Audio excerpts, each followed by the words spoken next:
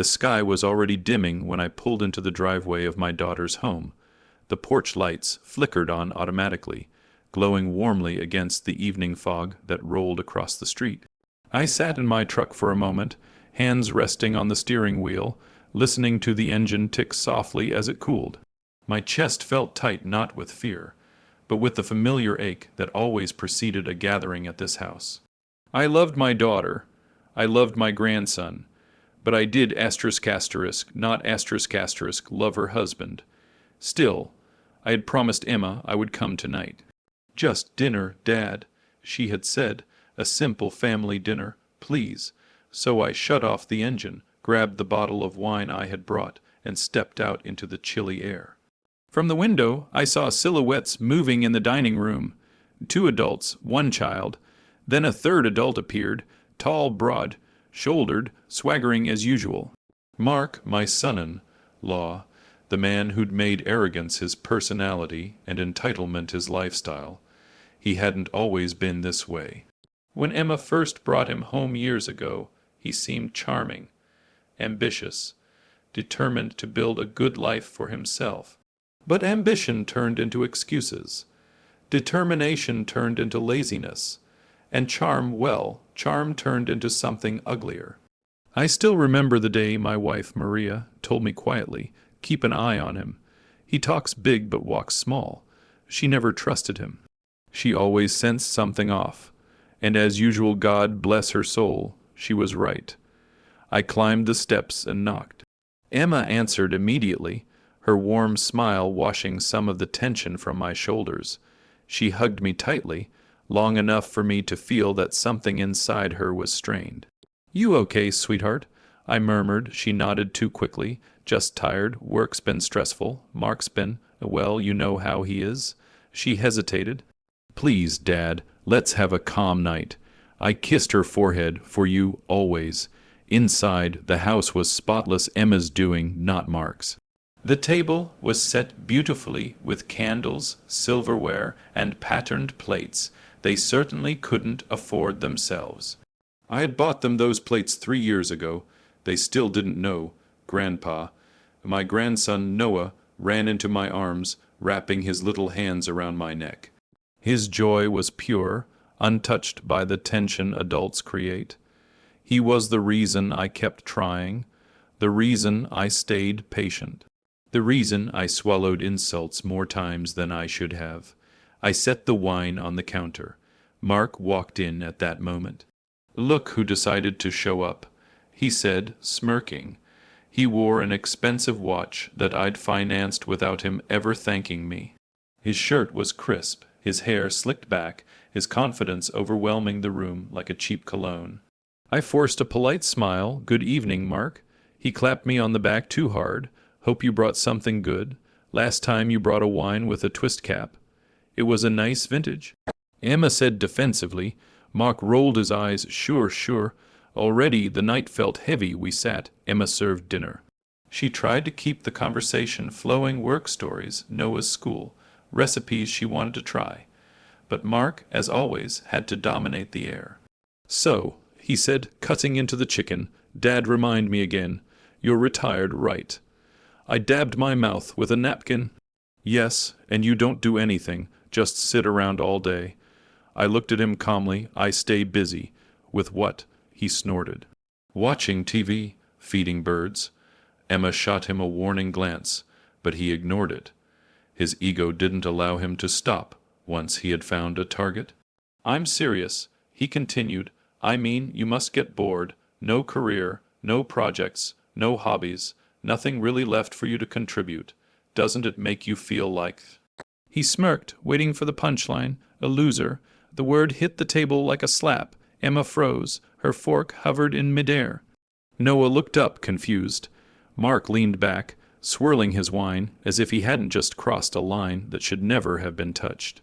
"Come on, it was a joke," he said when no one laughed. "Lighten up. I mean, isn't that what old guys like you call yourselves? You retired types sitting around doing nothing. No offense." Every muscle in my body remained still. Years of self-control, years of swallowing pride, years of silence for Emma's sake. I did not give him the satisfaction of anger. Instead, I smiled, A slow, peaceful smile, I see, I said quietly. So that's how you view me, he shrugged. It's obvious, isn't it? I mean, look at your life, look at mine.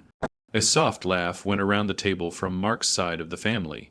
His mother, his brother, always eager to side with him, always impressed by his bravado. Emma didn't laugh. She stared at her plate, cheeks burning with embarrassment. I leaned back in my chair, folded my hands, and regarded him with the same patience I'd give a child. Mark, I said lightly, almost kindly, how does it feel to know that this loser will no longer pay your bills? Silence. Pure, absolute silence. Then what? Mark choked, the wineglass wobbling in his hand. I gently set my napkin on the table. I said, how does it feel to know that I won't be paying for you anymore? Not your mortgage, not your credit cards, not your car repairs, not your emergencies, not any of it. His face drained of color, his eyes widened, his lips trembled as he tried to form a response. Even Mark's mother stopped breathing. What are you talking about? He stammered. Emma's head shot toward me. Dad, what do you mean? I exhaled slowly. I mean exactly what I said. I've paid for almost everything in this house for years, quietly, willingly, for Emma, for Noah. I nodded toward my grandson, who blinked, sensing the tension. Then I looked directly at Mark, but not anymore. He slammed his hand on the table. You're lying. You're trying to embarrass me. No, I replied simply. You've done that yourself. He stood abruptly, the chair scraping against the floor. Emma, tell him I'm the one who. Emma shook her head. She didn't speak. She didn't have to. She'd seen the mail. She'd seen the late notices. She'd seen the money I transferred every month. She had pretended not to understand because facing the truth meant facing the man she married. Mark looked between us desperately, first at me, then at his wife. Emma, her voice cracked. Mark, Dad's been helping us for years. You told me you handled everything. His jaw tightened. I did, mostly, but he offered, he looked at me with hatred. This is your fault. It's my fault you lied, I asked gently. He didn't answer. Why now? He demanded. Why, stop now. You can't just cut us off. You owe us. I owe you nothing, I said firmly. But I owe myself dignity. The words hung in the air, sharp as glass.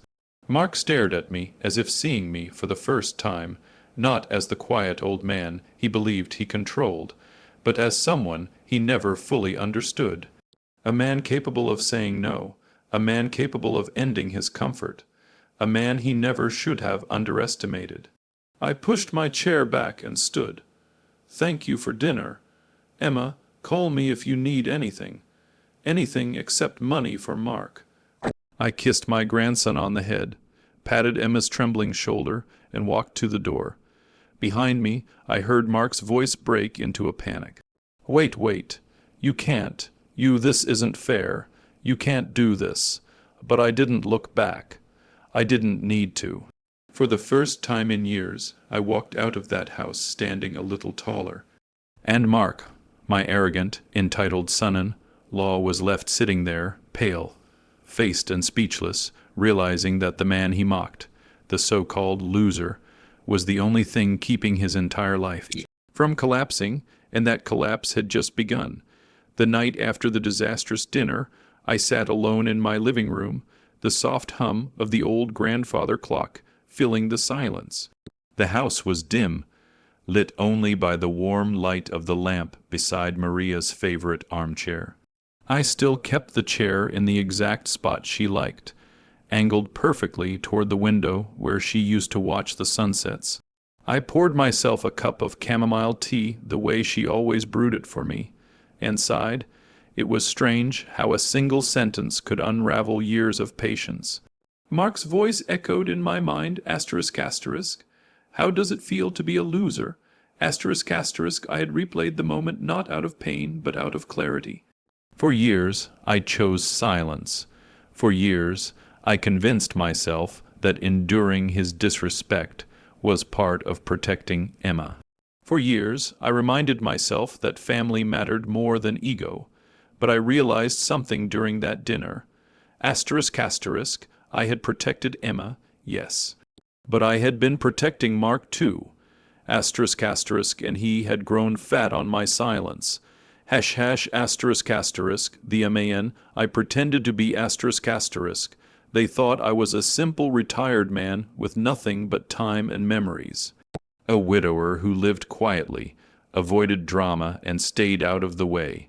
And in some ways that was true. But that was not the whole story. Years ago, before retirement, I built a warehouse logistics company from the ground up. I started at 18, driving forklifts and sweeping floors. I worked my way up until one day I realized I didn't need to climb the ladder. I could build my own. It took blood, sweat, bruises, and years of nights where Maria fell asleep waiting for me at the table. But by my mid-50s, I had a thriving business with steady clients and good employees who trusted me. When Maria got sick, I sold my stake, not because I had to, but because life isn't measured in profit. It's measured in time. I wanted every last minute with her. After she passed, I kept living simply because extravagant living felt hollow without her. The house was too quiet, the bed too large, the rooms too empty. I didn't want fancy cars or vacations or expensive watches. I wanted peace, and peace didn't require showing off. But humility, I learned, comes with a price. People assume humble means weak. Hash hash asterisk asterisk, why I chose silence asterisk asterisk. The first time I helped Emma financially was innocent. She and Mark had just bought their home and were struggling with interest rates. They came to me in tears, and I didn't hesitate. I paid their closing fees and helped stabilize their mortgage. I didn't tell them how easy it was for me. I simply handed them the solution. Then came the second time. And the third, and the 20th. The pattern grew. Mark lost a job. I paid. Mark wrecked the car. I paid. Mark made a business investment that failed spectacularly. I paid again. Each time he thanked me less and resented me more. Perhaps it bruised his pride. Perhaps he felt emasculated. Perhaps he simply saw me as an obstacle to the inflated version of himself he liked to pretend he was.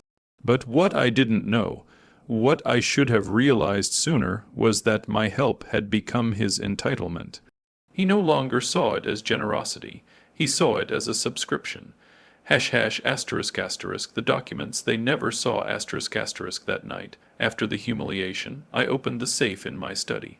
Inside were meticulously kept folders, every transfer, every receipt, every mortgage payment, every emergency expense I had covered. I wasn't collecting evidence at first.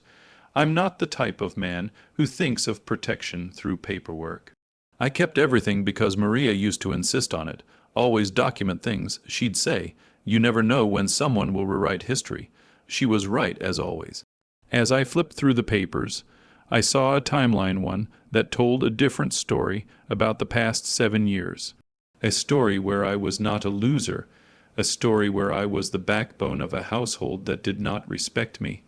A story where Mark pretended to be a man he wasn't. I found the deed to Emma's house, the one Mark claimed he owned outright. I remembered the day the bank transferred it. Mark had begged me for help. They were 3 months behind on payments. I had stepped in again for Emma's sake. The house would have been seized without intervention. I saved it, but I kept the deed in my name because I didn't trust Mark's financial decisions. I told myself it was temporary. I told myself I'd give it back once they stabilized. They never did. Hash hash asterisk asterisk, the first cracks in the facade asterisk asterisk, the morning after dinner, Emma called me. Her voice trembled. "Dad, can I come over?" Of course. 20 minutes later she arrived. Her eyes were red, her cheeks damp. She sank into the sofa and covered her face with her hands. I didn't know. I truly didn't know. She whispered, "Why didn't you tell me you were helping us that much?" I sat beside her, gently taking her hand. "Because you were happy," I said softly. "And because you trusted your husband. I didn't want to be the one to break that trust." But he lied. She whispered, For years he told me he was doing everything, providing everything, that you were only helping with little things. I brushed a tear from her cheek. Emma, I never wanted you to feel guilty. I wanted you to feel secure. She leaned her head on my shoulder. You should have told me, maybe, I admitted, but I remember how you looked when you married him. You were so in love, so hopeful. I didn't want to spoil that. Her voice broke. He humiliated you last night, Dad, in front of everyone. I saw your face. I saw how they laughed. I felt sick. I kissed the top of her head. That's why I finally stood up, not for me, for you. She wiped her eyes. He's in shock now. He's panicking. He thought you'd keep paying forever. I know, I said quietly. And that's exactly why I stopped. ***, the lies he told her ***, as Emma sat there, trembling, she revealed things she had kept hidden. Mark had been complaining to her for years that I was stingy, that I didn't appreciate him, that I refused to help him unless he begged. He had portrayed me as a burden rather than a blessing. He had told her I was old-fashioned, out of touch, clueless about money, all while spending mine. He had convinced her he was the provider, the leader, the man of the house. He had built an entire identity on top of my contributions, and it wasn't just lies. It was manipulation. Emma whispered, Dad, he told me you needed him, that you couldn't manage on your own. He even told me you'd come to live with us one day because you'd run out of money. I laughed softly, not out of humor, but disbelief. Run out of money. I could buy their house 3 more times and still be comfortable. But arrogance makes a man blind, and Mark never bothered to ask questions, because he assumed the answers wouldn't change his view. ***, the truth about me, ***. I walked Emma into my study and opened the safe. Inside were the documents that told my story, quietly, humbly, truthfully. I placed the folders in her hands. She sifted through them slowly. Her eyes widened. Her breath caught in her throat. Dad, this is all you? I nodded. The rental properties, yes. The savings account, yes. The warehouse profits, yes. The investments, those too. She looked at me in disbelief. You're wealthy. I corrected her gently. I am comfortable, that's all. She wrapped her arms around me, sobbing. All this time you helped us so much, and he treated you like a loser. I finished softly. Yes, she pulled back and looked at me, her eyes burning with a fire I hadn't seen in her in years. He doesn't deserve you, he doesn't deserve anything. I held her close. That's for you to decide, Emma, not me. ##*, a decision is made ***, before she left. She turned to me at the door. I'm going to talk to him, she said firmly, truly talk to him, and if he lies again, I'll know. I nodded. I trust you, but as she drove away, I felt a heaviness in my chest, because I knew something she didn't. I had seen the signs. I had watched the way Mark spoke to her, the way he guilted her, instructed her, belittled her dreams. Their marriage was cracking long before dinner. Dinner simply revealed the truth. And whatever came next, Mark would face a reality he had never imagined. ***, the quiet man he mocked, was the man holding up his entire world. ***, and that world was about to crumble. The days after Emma discovered the truth felt strangely quiet, like the calm before a storm no one knew how to stop. She didn't call me the next morning, nor the morning after that. I knew she needed space to process everything. I knew she was confronting the pieces of her life that suddenly didn't fit together anymore. But Mark exploded. On the 3rd day, my phone buzzed at dawn, not with a call, not with a message, with ***, 10 unanswered calls, ***, all from Mark. I ignored them. An hour later, my security camera pinged. Mark was at my front door pacing, running his hands through his hair, cursing under his breath. He pressed the doorbell repeatedly, pounding like a man possessed. I didn't answer. He finally left, slamming his hand against the porch column on the way out, shaking the entire frame. That should have been the first sign that his unraveling had begun. ##*, the financial cracks showed themselves ***. 3 days turned into 5. 5 turned into a week. Emma finally called. Her voice was hollow, strained, exhausted. "Dad, things are bad. Come over," I told her gently. She arrived with dark circles under her eyes, her hair tied in a sloppy bun, her hands trembling slightly. She slumped onto my couch and stared at the floor. "He's been furious," she whispered. "I've never seen him like this, blaming you, blaming me, blaming everyone except himself." "That sounds like Mark," I said calmly. She shook her head. "But it's more than that. The bills started coming in. I saw the mortgage balance, the car payment, the insurance, credit cards. Dad, the numbers don't make sense." "Yes," I replied. "That's because he told you he paid them, but I did." Emma wiped her cheek. "He said if you stopped helping, we'd be fine. He said you were just being dramatic. But this morning the bank called. They said we're behind on payments again." I closed my eyes. "He lost his job months ago, didn't he?" She hesitated, then nodded. "He said it was temporary. He said he was interviewing. He said he was doing his best. But I think he never even applied anywhere. I think he was gambling or drinking, or I don't know anymore." I placed a hand over hers. "Emma, this isn't your fault." She looked up, tears falling. "Dad, I don't know who I married." ****, the truth about his job ***. A week later, the truth arrived, not gently, but like a bomb dropped in the middle of their living room. Mark's former employer called Emma. He hadn't been laid off. He had been fired fired for lying on his resume.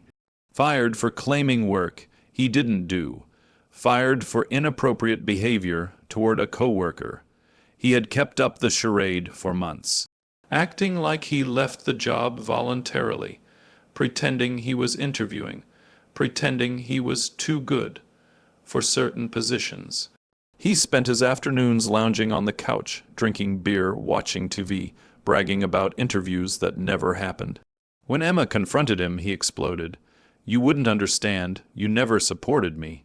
Your father never respected me." "My father paid our bills," she shouted back. That was when he snapped. "You're nothing without me." Emma called me crying an hour later. ##*, the night everything broke ***. 2 days later, I got another call, this time late in the evening. "Dad," Emma's voice was shaking. "Can you come get me, please?" I didn't even grab a jacket. I drove straight there. She stood outside with Noah in her arms, both wearing pajamas, her eyes red, her lip trembling. "What happened?" I asked as I helped them into the truck. "He threw a chair," she whispered, not at me but close enough. My fists clenched around the steering wheel. Inside the house I saw it. Splintered wood, a broken glass, a hole in the wall. Mark was nowhere in sight. "He left," she said. "He stormed out after I said I was taking Noah and leaving. I don't know where he went." I exhaled slowly. "You're staying with me tonight." She nodded weakly. ##*, the confrontation ***. The next afternoon, Mark showed up at my house, banging on the door harder than before. I opened it this time. His face was flushed, eyes bloodshot, breathing sharp and uneven. "You think you can steal my family?" he hissed. I didn't react. "Emma left because she was scared, Mark. Not because of me. She's overreacting. It was one fight. One broken chair," I corrected. "One hole in the wall, one too many lies." He stepped closer, looming over me. "This is your fault. You turned her against me. You humiliated me. You cut off my income." "It was never your income." I replied, "It was my help. And you abused it." He lunged forward as if ready to grab me, but he stopped halfway, either out of fear, uncertainty, or a sudden awareness that he was crossing a line even he didn't dare cross. Instead, he spat at the ground. "You think you're better than me?" "No," I said calmly. "I just think you lost yourself somewhere along the way." He looked confused, angry, threatened. I continued, voice steady. "You built your life on lies. You built your pride on the things I paid for. And you built your marriage on a foundation you never bothered to strengthen yourself." He shook his head violently. "Shut up, you don't know anything." "I know enough," I said. "I know the deed is in my name." That froze him. He blinked once, twice. "What, the house?" I said. The roof over your head, the place you bragged about owning. It's mine. He stared at me like a man watching his world burn. You're lying, he whispered. I'm not. I walked back inside, came out with a folder, and handed it to him. He ripped it open and read. His face drained of color. His knees wobbled. He clutched the papers with shaking hands. This can't be real, he muttered. This is illegal. It's perfectly legal, I said calmly. I saved the house, you were drowning. I took responsibility. You took the credit. He looked like he wanted to scream, but no sound came out. Finally he whispered, You're trying to destroy me. No, Mark. My voice softened. I'm letting you face the life you created. Emma stepped outside then, her expression cold, resolute. Mark's eyes darted between us. His wife, his father, and Law, the last two people who kept his life from collapsing. And then he saw the truth. Asterisk, asterisk, he had already lost. Asterisk, asterisk, hash, hash, asterisk, asterisk, the fall, asterisk, asterisk, that week became the unraveling of everything Mark had tried so desperately to control. One by one, the lies came to light. Asterisk, he had taken money from Emma's savings. Asterisk, he had hidden bills, so she wouldn't see them. Asterisk, he had been messaging another woman, a woman he promised a new life soon. Asterisk, he had taken out a small personal loan using Emma's information. Asterisk, he had failed multiple job interviews for lying about his qualifications. Each discovery was a brick removed from the fragile structure of his pride. Emma filed for separation. The bank issued a notice for debt recovery. His car was repossessed. The credit card companies began calling nonstop. Mark had never faced consequences before. Now he was drowning in them. Hash, hash, asterisk, asterisk, the final straw, asterisk, asterisk, 2 weeks after Emma moved in with me, I received a letter from Mark's lawyer. He was requesting financial support from me. The irony was almost painful. I called the lawyer myself. I'm not paying another cent for that man, I said, and tell him this. The next time he tries to intimidate my daughter, I will take actions far beyond financial boundaries. The lawyer gulped. Understood. Mark never contacted me again. Hash, hash, asterisk, asterisk. The unraveling complete asterisk, asterisk. By the end of the month, Mark's life was reduced to a few bags of clothes and a rented room in a cheap apartment across town. He tried calling Emma, begging her to come back, insisting he would change. But Emma had seen enough. She blocked his number. He was left with nothing. Not the house, not the car, not the marriage, not the lifestyle he pretended he built. For the first time in years, he had to look at himself honestly, and that was the hardest punishment of all. Because the truth was simple. Asterisk, asterisk, he wasn't destroyed by me. He was destroyed by the lies he built his life on. Asterisk, asterisk, and the man he called a loser was the only one who ever held him up. The morning sun spilled softly across my kitchen table, lighting up the steam rising from 2 cups of tea, one for me, one for Emma. She sat across from me, her shoulders no longer tight with fear, her face no longer drained from sleepless nights. She looked tired, yes, but there was something new in her eyes, resolve, strength, freedom. It had been a month since she moved in with me. A month since Mark's entire world collapsed. A month since the truth shattered the illusion he had built around himself. Emma slid the last of the legal documents toward me. I signed everything. She said quietly, the separation, the custody terms, I'm done. I took her hand and squeezed it gently. I'm proud of you. She managed a weak but genuine smile. I finally feel like I can breathe, Dad, like the house isn't crushing me from the inside. She paused, looking out the window where Noah played in the yard with my old dog, Max. Thank you, she whispered. For everything, always, I replied. You're my daughter. Hash, hash, asterisk, asterisk. The final begging call, asterisk, asterisk. The peace didn't last long. Later that afternoon, my phone rang. Not with Mark's number. He was blocked. But with a number I recognized. His mother. I answered politely. Hello. Her voice came out shaky, distressed. You need to talk to him. Please. I sighed. I don't need to do anything. Please, she repeated. He's not well. He says he wants to apologize. He wants to fix things with Emma. He says he made mistakes. Everyone makes mistakes.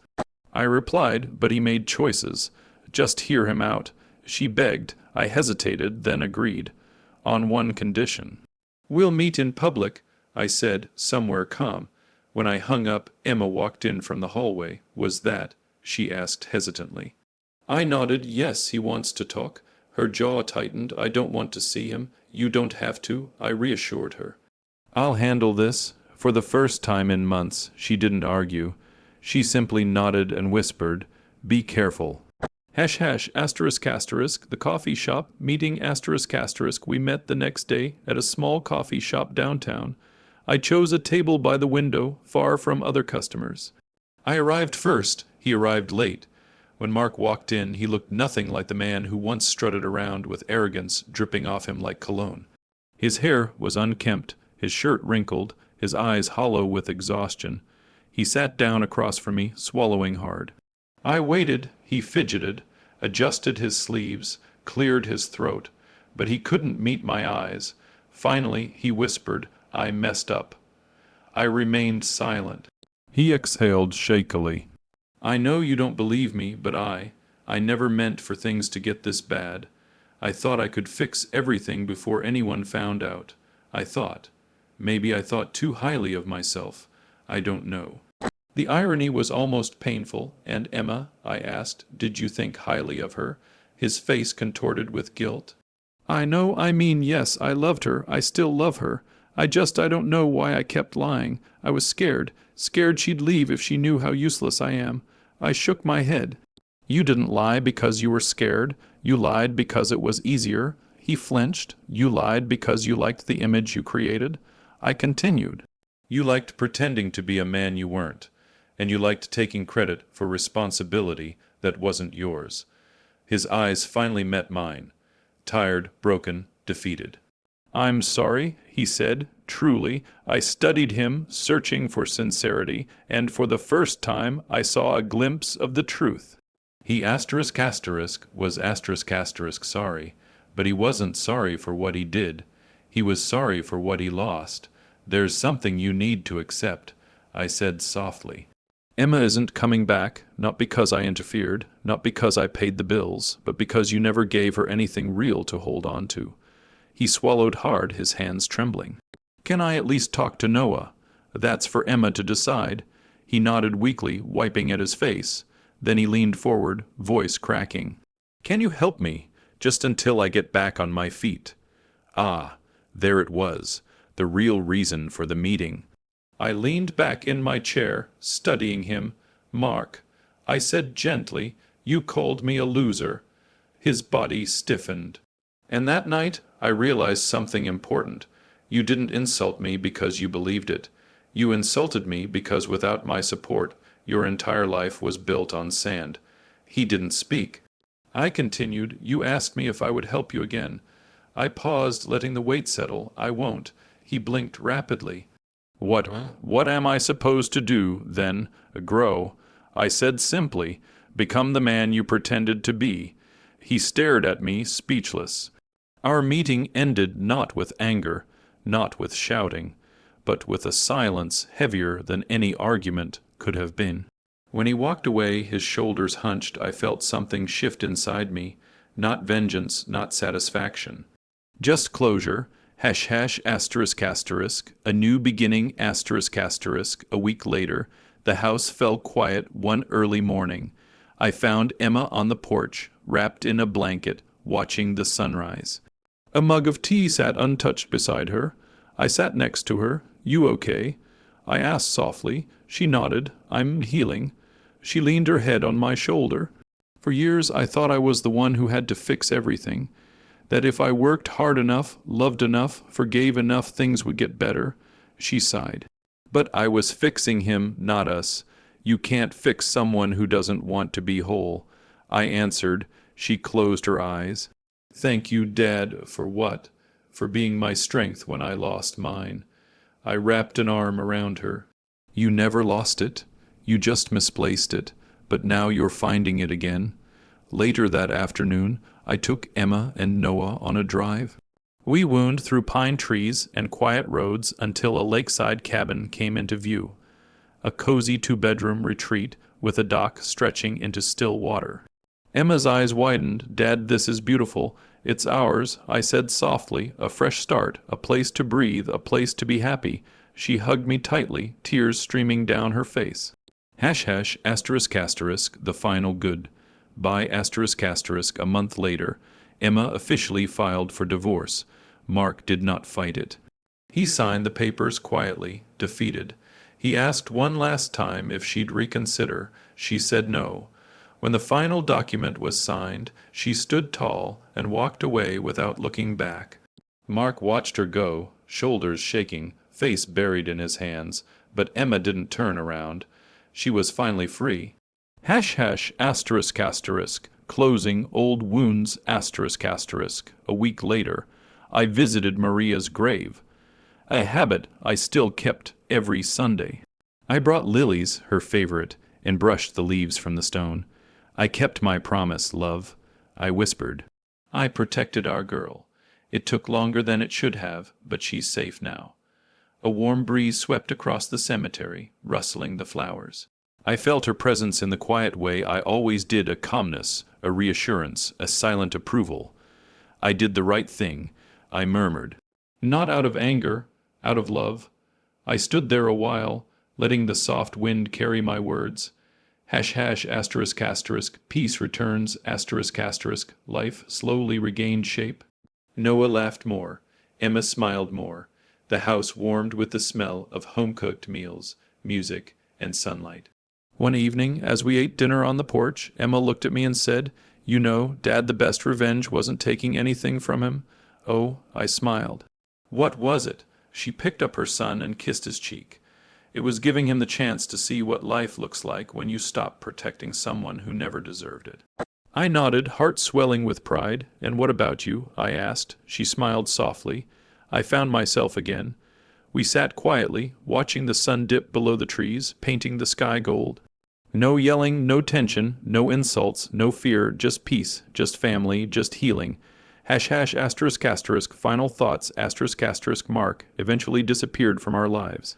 He moved to another city, took a small job, fade into the background. His downfall was not loud, not dramatic, not violent. It was quiet as the man he once mocked. Because when he finally lost the man he called a loser, he learned that the loser was the only real foundation he ever had. And as for me, I gained everything he lost: my daughter's trust, my grandson's laughter, my own dignity. And the quiet, profound peace of knowing, ***, I did right by my family, I did right by myself, and I finally ended the cycle of being used by a man who mistook kindness for weakness. ***, I am no loser. I never was.